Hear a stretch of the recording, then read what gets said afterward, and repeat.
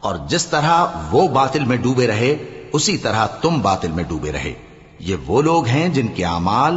دنیا اور آخرت میں ضائع ہو گئے اور یہی نقصان اٹھانے والے ہیں۔ کیا ان کو ان لوگوں کے حالات کی خبر نہیں پہنچی جو ان سے پہلے تھے،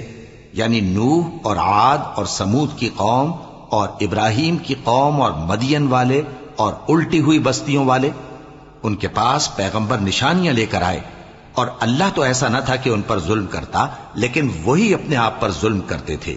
اور مومن مرد اور مومن عورتیں ایک دوسرے کے دوست ہیں کہ اچھے کام کرنے کو کہتے اور بری باتوں سے منع کرتے اور نماز پڑھتے اور زکوٰۃ دیتے اور اللہ اور اس کے پیغمبر کی اطاعت کرتے ہیں۔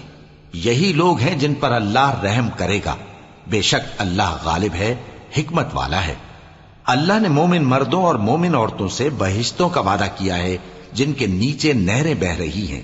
وہ ان میں ہمیشہ رہیں گے، اور ابدی بہشتوں میں نفیس مکانات کا وعدہ کیا ہے۔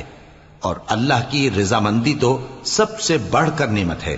یہی بڑی کامیابی ہے۔ اے پیغمبر، کافروں اور منافقوں سے جہاد کرو اور ان پر سختی کرو، اور ان کا ٹھکانہ دوزخ ہے اور وہ بری جگہ ہے۔ یہ اللہ کی قسمیں کھاتے ہیں کہ انہوں نے تو کچھ نہیں کہا، حالانکہ انہوں نے کفر کا کلمہ کہا ہے اور یہ اسلام لانے کے بعد کافر ہو گئے ہیں، اور ایسی بات کا قصد کر چکے ہیں جس پر قدرت نہیں پا سکے۔ اور انہوں نے مسلمانوں میں عیب ہی کون سا دیکھا ہے سوائے اس کے کہ اللہ نے اپنے فضل سے اور اس کے پیغمبر نے اپنی مہربانی سے ان کو دولت مند کر دیا ہے۔ سو اگر یہ لوگ توبہ کر لیں تو ان کے حق میں بہتر ہوگا، اور اگر منہ پھیر لیں تو اللہ ان کو دنیا اور آخرت میں دکھ دینے والا عذاب دے گا، اور زمین میں ان کا کوئی دوست اور مددگار نہ ہوگا۔ اور ان میں بعض ایسے ہیں جنہوں نے اللہ سے عہد کیا تھا کہ اگر وہ ہم کو اپنی مہربانی سے مال عطا فرمائے گا تو ہم ضرور خیرات کیا کریں گے